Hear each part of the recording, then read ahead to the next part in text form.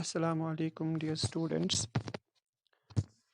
I hope you all are fine and you all had a good Eid. So, last class में हमने discuss किया था. We were actually discussing about ossification. That is the process of bone formation.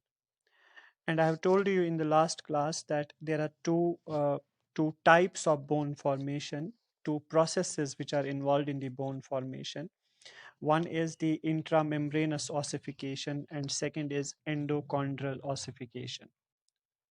इंट्रामेम्ब्रेनस ossification हमने last class में देखा था कि mesenchyme जो होता है वहाँ से डायरेक्टली बोन फॉर्मेशन होता है, तो that is called as intramembranous ossification. और उसमें हमने देखा था कि कैसे जो है डेवलपमेंट ऑफ ऑसिफिकेशन सेंटर होता है, फिर कैसे कैल्सिफिकेशन होता है, फिर कैसे जो है ट्रैबिक्यूले फॉर्मेशन होता है, एंड देन पेरियोस्टियम कैसे डेवलप होता है। Now today we have to discuss about endochondral ossification. Now, endochondral ossification जो होता है, it is actually the replacement of cartilage by bone.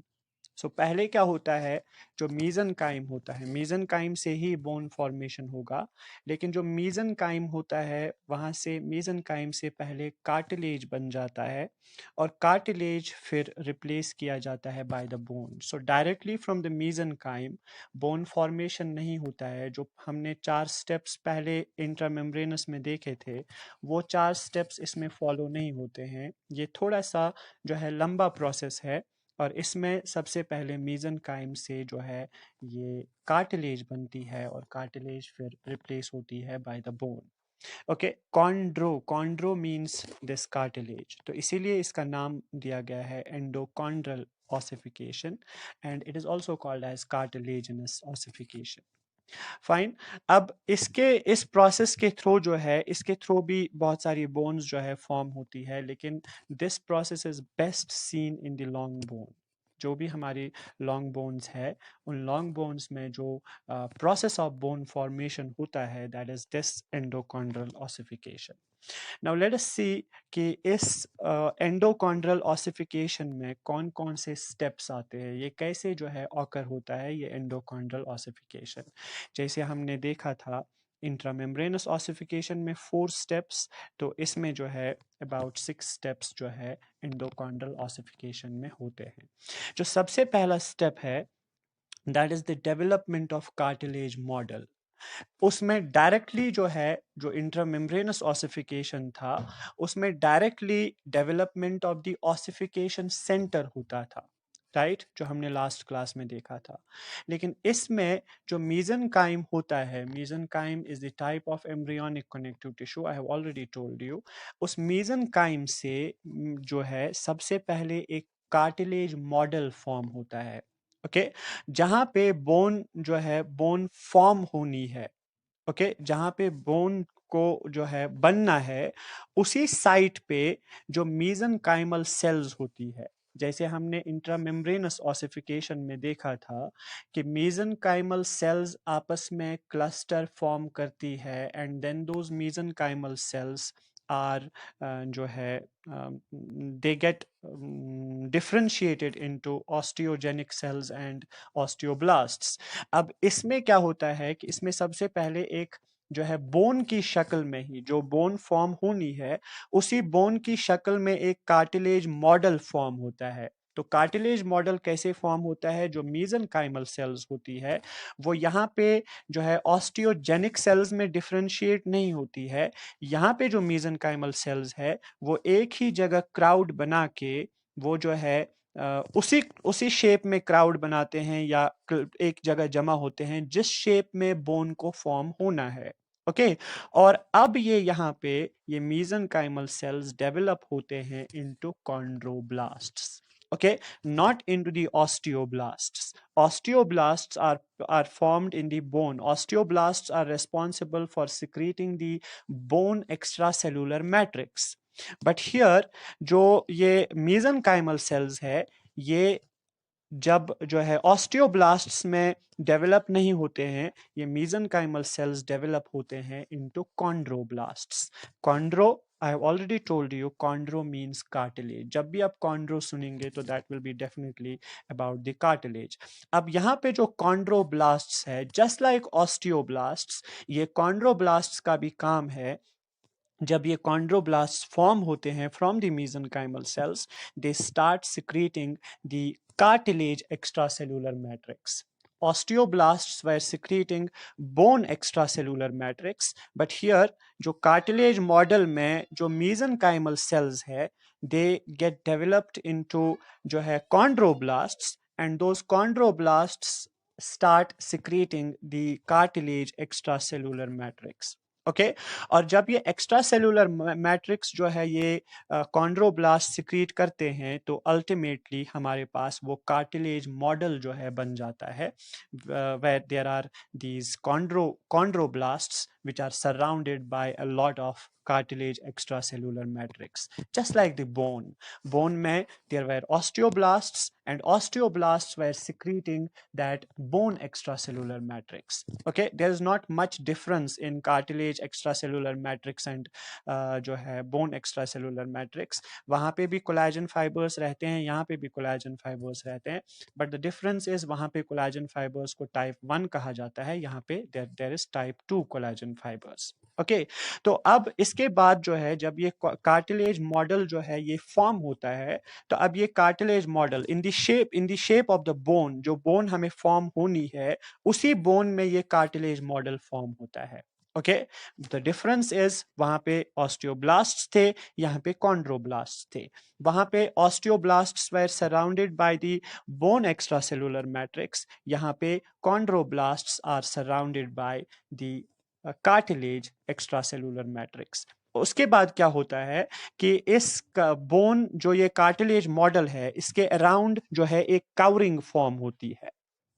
जो ये कार्टिलेज मॉडल जहाँ जैसे वहाँ पे पेरियोस्टियम फॉर्म हुआ था, तो यहाँ पे भी इस कार्टिलेज मॉडल के अराउंड जो है एक मेम्ब्रेन, एक कवरिंग फॉर्म होती है, and that covering is called as perichondrium. It is almost same, it is easy to remember. वहाँ पे देयर इज पेरियोस्टियम, यहाँ पे देयर इज पेरिकॉन्ड्रियम. वहाँ पे देयर इज ऑस्टियोब्लास्ट्स, यहाँ पे देयर इज कॉन्ड्रोब्लास्ट्स. ओके तो सबसे पहले mesenchyme से mesenchymal cells get developed into chondroblasts. They start secreting cartilage extracellular matrix, and after that जो ये कार्टिलेज मॉडल फॉर्म होता है, इसके अराउंड एक कवरिंग डेवलप होती है. That covering is called as perichondrium. Okay इसके बाद जो है हमारे पास अब कार्टिलेज मॉडल जो है ये जो है फॉर्म हो गया है. अब जो इसके बाद जो सेकंड स्टेप है, ये कार्टिलेज मॉडल में इसके बाद ग्रोथ होती है. Okay there will be the growth in this cartilage model. अब ये कॉन्ड्रोब्लास्ट जो है ये कॉन्ड्रोब्लास्ट जो अभी थे, इन्होंने अब enough cartilage extra cellular matrix जो है वो फॉर्म किया. Okay you can remember it as a story. Fine, it is easy to remember actually. जो ये कार्टिलेज मॉडल है, अब इन लोगों ने जो है काफी सारा कार्टिलेज एक्स्ट्रा सेलुलर मैट्रिक्स जो है ये secrete किया. Now just like osteoblasts, they are also trapped in this extracellular matrix which they have secreted, and now these chondroblasts are called as chondrocytes. Okay जैसे ऑस्टियोब्लास्ट्स ने extra cellular matrix secrete किया था, उसके बाद वो osteoblasts वर converted into osteocytes. यहाँ पे कॉन्ड्रोब्लास्ट्स ने enough extra cellular matrix secrete किया, उसके बाद जो है इनको कहा जाता है कॉन्ड्रोसाइट्स. फाइन. अब इसके बाद क्या होता है, जब इन्होंने इनफ एक्स्ट्रा सेलुलर मैट्रिक्स जो है सिक्रीट किया, नाउ दे आर कॉन्ड्रोसाइट्स. इसके बाद इस कार्टिलेज मॉडल का जो है ग्रोथ होता है. ओके अब ग्रोथ कैसे होता है? ग्रोथ जो है दो तरीकों से होता है. एक है growth in length, okay growth in length, और दूसरा है ग्रोथ इन थिकनेस. जो ये कार्टिलेज मॉडल बन गया, कार्टिलेज मॉडल जो है इसमें अब ग्रोथ होनी है, और growth before it is replaced by bone there will be growth in this cartilage model. अभी हमारे पास bone नहीं बनी है, अभी हमारे पास है cartilage, right? अब cartilage model में पहले growth होती है, और growth I told you दो तरीकों से होती है, एक होती है growth in length और दूसरी होती है growth in thickness. और ये ग्रोथ कैसे होती है? It is because of the जो है cell division in these chondrocytes. जो कॉन्ड्रोब्लास्ट्स जो है बन गए अब कॉन्ड्रोसाइट्स. अब इन कॉन्ड्रोसाइट्स में there will be cell division, and these cell division जो है, इस cell division, continuous cell division की वजह से there will be growth, definitely there will be growth. और इस सेल डिवीजन के साथ साथ the secretion of extra cellular matrix also continues, तो इसकी वजह से जो है ग्रोथ होती है. अब जो है मैंने आपको कहा ग्रोथ दो तरीकों से होती है. एक है ग्रोथ इन लेंथ. जो ये ग्रोथ इन लेंथ होती है that is called as interstitial growth. Okay, जो ग्रोथ इन लेंथ होती है इस कार्टिलेज मॉडल में, मतलब ऊपर से नीचे तक जो ग्रोथ होती है, राइट, लेंथ, तो उसको हम कहते हैं इंटरस्टिशियल ग्रोथ, राइट. और जो ग्रोथ इन थिकनेस होती है that is called as appositional growth. APPOSITIONAL, appositional growth. Okay, interstitial growth को हम एंडोजीनस ग्रोथ भी कहते हैं, और एपोजिशनल ग्रोथ को हम एक्सोजीनस ग्रोथ भी कहते हैं, राइट. अब इसके बाद जो है ये कार्टिलेज मॉडल जो है इट कंटिन्यूज टू ग्रो, और जो ये कॉन्ड्रोसाइट्स है मिड रीजन में, ये कॉन्ड्रोसाइट्स क्या करते हैं, ये इनका साइज जो है वो इंक्रीज हो जाता है. Okay, simply you can remember it as, जो कार्टिलेज मॉडल है इसमें ग्रोथ होता है, that is the second step. And growth दो तरीकों से होता है, that is the growth in length, that is called as interstitial growth, and growth in thickness, that is called as appositional growth. इसके बाद जो है third step, that is the development of primary ossification center. Okay, now there will be the process of ossification, there will be the process of bone formation. Okay, now the cartilage model will be replaced by the bone. जो cartilage हमारे पास बन गई थी that will be replaced by the bone, and it will be replaced in two steps. One is by the development of primary ossification center, and then there will be development of secondary ossification center.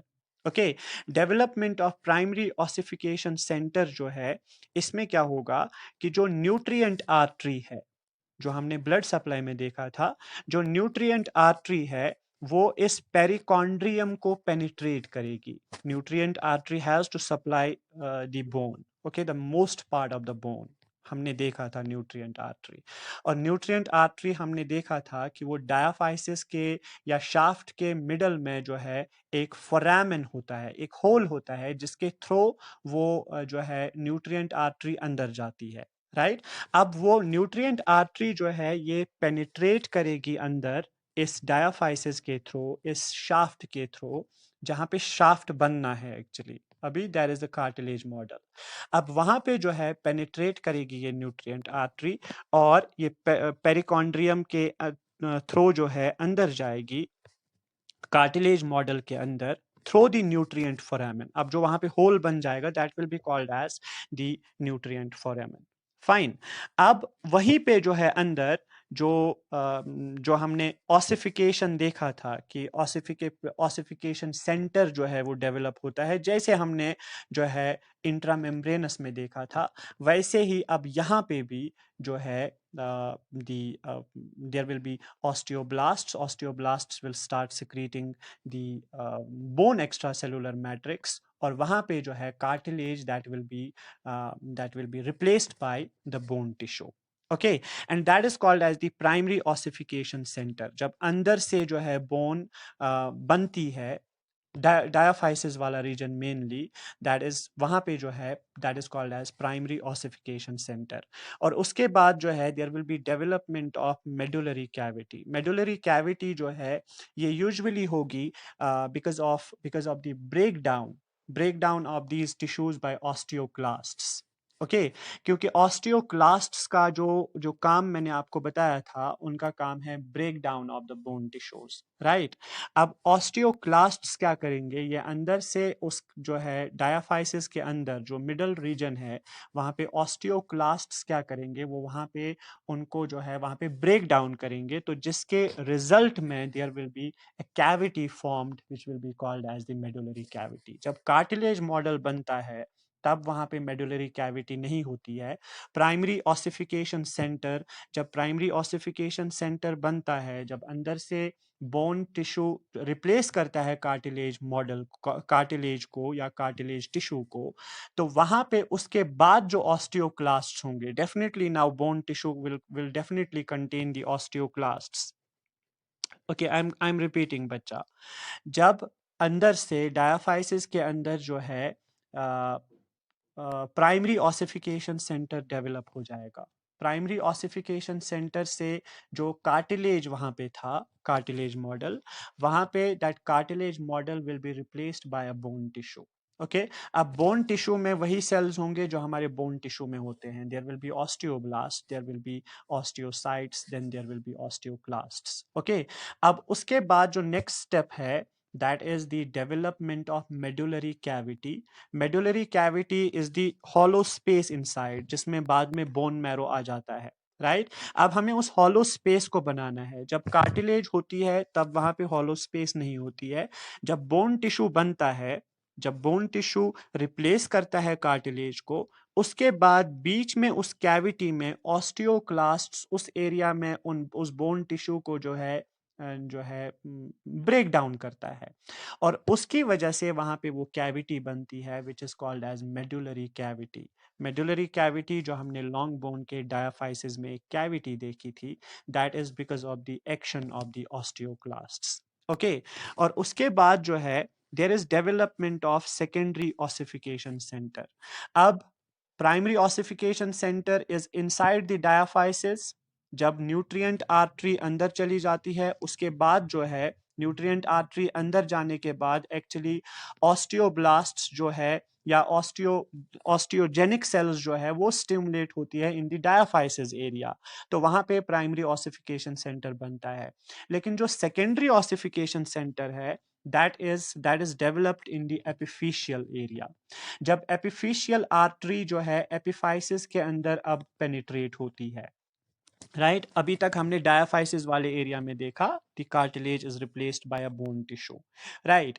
अब हमें ossification centre जो है epiphysis में बनाना है, और epiphysis में ossification centre बनता है जब वहां पे एपिफिशियल आर्टरी अंदर पेनिट्रेट होती है। ओके, और एपिफिशियल आर्टरी पेनिट्रेट होती है, that stimulates the osteogenic cells there which are developed into osteoblasts। they start secreting bone extracellular matrix, और वहां पे अब जो कार्टिलेज है that is replaced by the bone tissue। so diaphysis nutrient foramen ने जो stimulate किया था, that is called as primary ossification center, और epiphyseal artery के अंदर जाने से जो ossification center डेवलप हुआ, that is called as secondary ossification center। okay, so primary ossification center जो है that is in the region of the diaphysis, fine, and secondary ossification center जो है this occurs in the epiphysis of the bone, fine। इसके बाद जो है there is formation of articular cartilage and the epiphyseal plate, fine. So finally जो मैंने आपको जब लॉन्ग बोन का स्ट्रक्चर बता दिया था, तो लॉन्ग बोन के स्ट्रक्चर में मैंने आपको कहा था कि आर्टिकुलर कार्टिलेज जो है, articular cartilage which helps in the process of articulation, which helps in the process of joint formation। Okay, तो वो एपिफाइसिस के ऊपर जो प्रॉक्सिमल एपिफाइसिस यूजुअली मैंने आपको वहां पे बता दिया था लॉन्ग बोन के डायग्राम में, तो वहां पे मैंने आपको कहा था कि एक कार्टिलेज होती है which is called as articular cartilage. Okay, तो अब जो हायलाइन कार्टिलेज जो ये अभी कार्टिलेज मॉडल था, cartilage model that was the hyaline cartilage.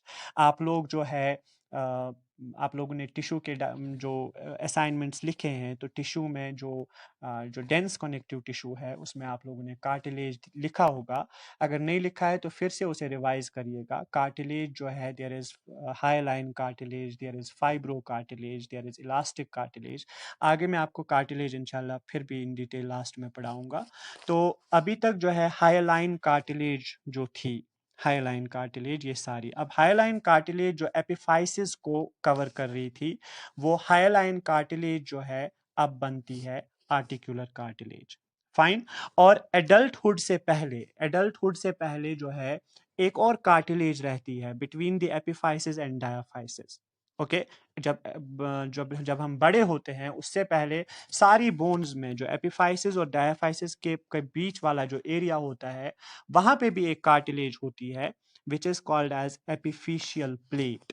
Okay, which is called as epiphyseal plate और या epiphyseal growth plate उसको हम कहते हैं। ओके, तो वहां पे वो कार्टिलेज इसलिए होती है क्योंकि एडल्टहुड तक हमारी बोन्स जो है ग्रो करती रहती है।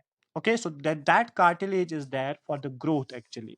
ओके, जब हमें जो है ग्रोथ इन लेंथ जो हमें करनी होती है, तो उसके लिए वहां पे वो cartilage that is very important, and that cartilage is called as epiphyseal plate. And that epiphyseal plate जो है वो रहता है between the epiphysis and the diaphysis. Okay, so वो एपिफिशियल प्लेट और articular cartilage on the top of the epiphysis, वो दोनों cartilages जो है ये लास्ट में डेवलप होती है। फाइन। सो पहले होता है, okay let me show you in the diagram now. सबसे पहले होती है जो हमारी मीजनकाइमल सेल्स है, वो एक कार्टिलेज मॉडल में जो है डेवलप होती है। ओके और कार्टिलेज मॉडल में डेवलप होती है when the mesenchymal cells they actually develop into the chondroblasts. Okay, or these chondroblasts in the shape of the bone they form the cartilage model. That is the first step. Then second step is growth of the cartilage model. और growth of the cartilage model जो है that occurs by cell division of chondrocytes. जब chondroblasts इन्होंने extra cellular matrix secrete करना जो है, इन्होंने enough extra cellular matrix secrete करा, और उसके बाद जो है now they are the chondrocytes. अब कॉन्ड्रोसाइट्स में सेल डिवीजन होता है जिसकी वजह से इस कार्टिलेज मॉडल में ग्रोथ होता है। And I have told you growth दो तरीकों से होता है, growth in length and growth in thickness. And then the third thing is after the penetration of nutrient artery through the nutrient foramen, क्या होता है कि वहां पे प्राइमरी ऑसिफिकेशन सेंटर जो है डेवलप होता है। And this primary ossification centre develops in the region of the diaphysis, जहां पे फिर बोन टिश्यू जो है रिप्लेस करता है most of the cartilage in that diaphysis वाले एरिया में। राइट, उसके बाद जो है development of the medullary cavity. Medullary cavity you can see inside that hollow space, medullary cavity जो आपने ऑलरेडी वहां पे देखा है इन दी जो है anatomy of the long bone. और यहाँ पे ये मेडुलरी कैविटी होती है by the bone break down by osteoclasts. Okay, जिसकी वजह से जो है मेडुलरी कैविटी फिर फॉर्म होती है। And then we have the next step that is the development of secondary ossification centre, and this development of ossification center occurs in the epiphysis after the penetration of the epiphyseal artery. And then the last thing is the formation of articular cartilage and epiphyseal plate. Okay, and both these they actually consist of the hyaline cartilage. You can see here the top is articular cartilage which will remain there for the process of articulation, and in between this epiphysis and diaphysis you can see another blue line which is the epiphyseal plate, and this epiphyseal plate is very important for the growth in length जो होती है for the growth of the bone before the adulthood. Okay, तो ये जो है ये cartilage, दोनों cartilage सबसे आखिर में जो है form होती है। You can take a screenshot, फिर आप बाद में इसे देख लीजिएगा। Right. So this was all about the process of ossification, process of bone formation, right?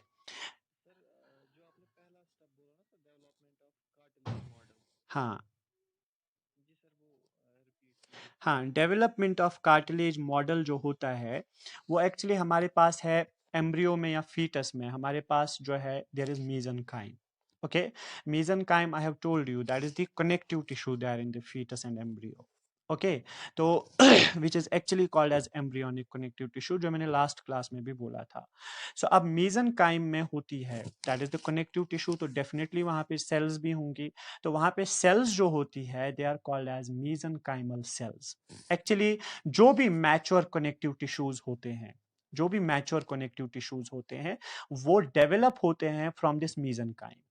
Okay, तो अब mesenchyme से this is the mature connective tissue. Which one? Cartilage or bone? This is the dense connective tissue, which is a mature connective tissue, which is going to remain there after this fetus is born, right? So that will be called as mature connective tissue. अब mature connective tissue को इसी mesenchyme से बनना है, तो इस mesenchyme में जो cells होती है, mesenchymal cells, वो आपस वो जो है एक ही जगह जो है जमा होती है, वो mesenchymal cells, and they form a shape of a bone. Fine, they form a shape of a bone, and then these mesenchymal cells are developed into chondroblasts. Okay, not into the osteogenic cells, osteoprogenitor cells, जैसे हमने इंट्रामेम्ब्रेनस में देखा था. वहां पे mesenchymal cells develop हो रही थी into osteoprogenitor cells, right? And then osteoprogenitor cells into osteoblasts. Osteoblasts secreted bone extracellular matrix. Directly हमारे पास bone formation होता है. लेकिन यहाँ पे bone टिश्यू को हमें रिप्लेस करना है, बोन टिश्यू रिप्लेस करेगा कार्टिलेज मॉडल को, तो सबसे पहले mesenchyme से बनेगा कार्टिलेज मॉडल, राइट? अब कार्टिलेज मॉडल कैसे बनता है? These mesenchymal cells will develop into chondroblasts. Okay, chondroblasts just like osteoblasts, right? So chondroblasts, osteoblasts bone में होते हैं, chondroblasts cartilage में होते हैं. Fine. So chondroblasts now will start secreting the cartilage extracellular matrix. Osteoblasts ने secrete करा था bone extracellular matrix. Chondroblasts will secrete cartilage extracellular matrix. Okay, अब chondroblasts extracellular matrix secrete करेंगे, just like osteoblasts, they will also get trapped in this extracellular matrix which they have secreted. They will secrete enough extracellular matrix. Okay, अब ये एक तरह से they will be buried in this extracellular matrix, and then they will stop secreting extracellular matrix. Now they will be called as chondrocytes. Okay, वहां पे osteoblasts then changed into osteocytes, यहाँ पे chondroblast changed into chondrocytes. Okay, and then these chondrocytes जो है उसके बाद जो है ये कॉन्ड्रोब्लास्ट जो है ये फिर एक ये एक कार्टिलेज मॉडल जो है ये फॉर्म हो जाएगा, बिकॉज कार्टिलेज मॉडल में the cells are chondroblast chondrocytes. Okay, ये कार्टिलेज मॉडल में होता है, और बोन टिश्यू में होती है ऑस्टियोब्लास्ट ऑस्टियोसाइट्स, राइट? तो यहाँ पे जो है ये कार्टिलेज मॉडल फॉर्म होता है simply when the mesenchymal cells are changed into or developed into the chondroblasts, and chondroblasts will secrete the cartilage extracellular matrix. Okay, that is the first step जो इस ossification में होता है. सबसे पहले cartilage model होता है, और फिर धीरे धीरे यही cartilage model will be replaced by the bone tissue. Is it clear now? Okay, fine. Then जो है that was all about the ossification. Now let's come to the skeleton. अब हमें जो है हम डिस्कस करेंगे about the skeleton, और skeleton में जो है we will first see the divisions of the skeleton. जो skeleton में मैंने आपको कहा था there are 206 bones in our skeleton, right? जो पहले तो ज़्यादा होती है, लेकिन फिर काफ़ी सारी बोन्स जो है आपस में फ्यूज़ होके the final number of bones जो है वो होता है 206. अब ये 206 बोन्स को हम डिवाइड करते हैं into two divisions. First is the axial skeleton and the second is the appendicular skeleton. अब जो ये चाहे एक्सियल स्केलेटन हो चाहे एपेंडिकुलर स्केलेटन्स हो, इनमें जो टिश्यूज होते हैं वो बोन टिश्यू होता है, कार्टिलेज होती है. ओके, कार्टिलेज में hyaline, fibro and elastic cartilage. Dense connective tissue होता है. Okay, that is the type of fibrous connective tissue. Fine. अब ये जो सारे टिश्यूज जो है ये इस एक्शियल एंड एपेंडिकुलर स्केलेटन्स में होती है. तो सबसे पहले एक्चुअली हम देखेंगे the divisions of the skeleton, axial and appendicular. Fine. तो मैंने आपको पहले ही कहा दो डिविजन्स होते हैं, एक्शियल स्केलेटन एंड एपेंडिकुलर. और एक्शियल स्केलेटन में होती है total 80 bones and appendicular skeleton में होती है 126 bones. Okay, so 126 plus 80 becomes 206 bones in total. Fine. So this is the diagram. You can see the axial skeleton in orange and the appendicular skeleton in yellow. Fine. So first let us have a look on the axial skeleton. तो axial skeleton में सबसे पहली जो bones आती है that is the bones of skull. Okay. और school में हमारे पास दो टाइप्स ऑफ बोन्स होती है या दो जो है डिविजन्स ऑफ बोन्स होती है. एक होता है the cranial bones. Fine. Cranial bones which is called as cranium, जिसके अंदर हमारा ब्रेन जो है वो प्रोटेक्टेड रहता है. And then the bones which make our face which are called as the facial bones. So skull में we have cranial bones, face में वी हैव जो है फेशियल बोन्स. तो both cranial bones and facial bones जो है हमारा school बनाते हैं. सो फर्स्ट इज स्कल जो हमारे पास है which is the part of the axial skeleton. और इसी स्कल में there are auditory ossicles also, right? Auditory ossicles means the ear bones which are present in the ear. Okay, incus, malleus and stapes. Right. अब वो तीन bones जो है in one ear and three in the other ear they become the six bones. Okay. तो वो six bones जो है they are also the part of the axial skeleton. Fine. And the second bone is which is the bone present in the region of neck. Okay. So here it is जो हमारे chin में जो bone होती है mandible is the part of facial bones. उस mandible के just नीचे inferior to that there is a bone हमारे neck में that is called as the hyoid bone. Okay, that is also the part of axial skeleton. Okay, so that is hyoid bone. इसके बाद जो है there is our rib cage. Fine, there is our rib cage.